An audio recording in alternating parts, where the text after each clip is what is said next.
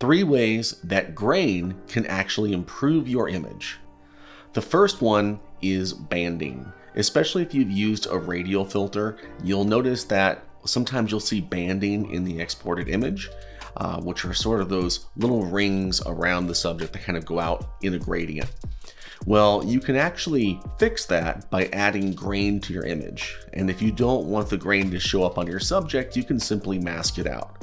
So the next time that you see some sort of rings around your subject because of a radial filter, go ahead and give the grain a shot. The second way that grain can actually improve your image is skin.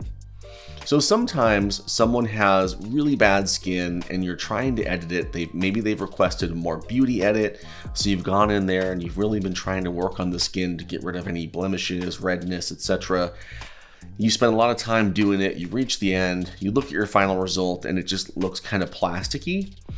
Well, you can kind of fix that by adding grain to the image. So it won't completely fix it. However, it'll look a lot more normal with some grain because the grain will almost act as a substitute for the texture.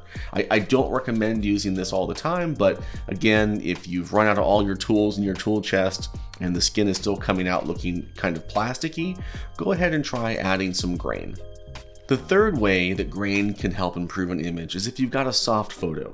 Sometimes you'll run across a photo that's not quite as sharp as the others, and you still want to use it because it's a beautiful capture, but you're a little bit worried that people will notice that it's not quite in focus. Well, if you add a little bit of grain, it can just give it more of a vintage vibe and look like an editing choice rather than missing focus. If I've missed anything, go ahead and add it below.